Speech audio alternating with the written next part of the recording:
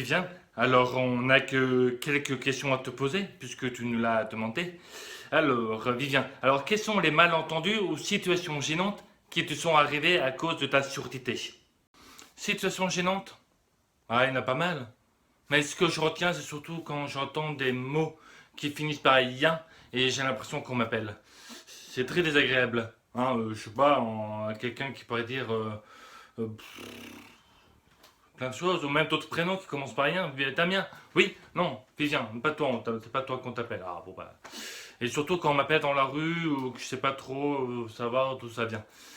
Ça c'est pas très agréable ça. Voilà ce dont je peux dire en premier, ce qui me vient à l'instant. Est-ce que professionnellement, tu n'as pas eu le sentiment de te heurter à un plafond de verre?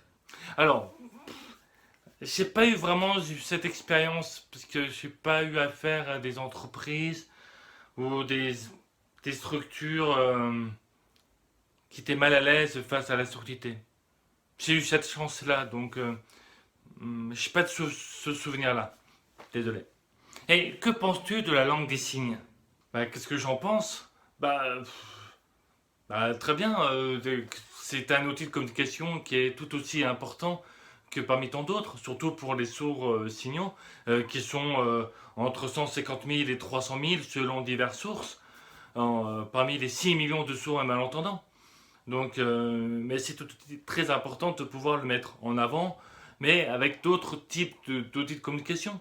Et c'est bien de connaître les bases, de pouvoir l'utiliser, tout simplement. Et c'est pour quand l'apprentissage de la langue des signes?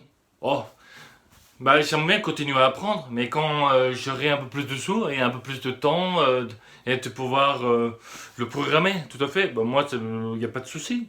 Est-ce que tu connais la langue des signes française? Bah oui, je connais la langue des signes, enfin, plutôt quelques bases de vocabulaire, mais le problème c'est que je connais pas encore la grammaire, donc je pourrais pas l'utiliser dans une conversation classique. Je sais qu'il y a des amis sourds qui vont me dire que j'exagère un peu, que je la connais assez. Mais pas vraiment assez pour pouvoir faire une vidéo en langue des signes, par exemple. Et que penses-tu de la communication père sourd et enfant entendant? euh,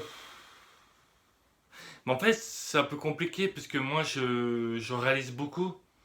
Et j'utilise un peu quelques signes avec elle, mais c'est surtout elle qui complète quand je n'entends pas tout, quand je ne comprends pas tout. Elle commence à avoir un réflexe de répéter, pas trop fort, quelquefois je la préviens, ou bien utiliser un autre mot, un synonyme. Alors c'est génial parce qu'elle a que 3 ans, hein. Pas mal, hein.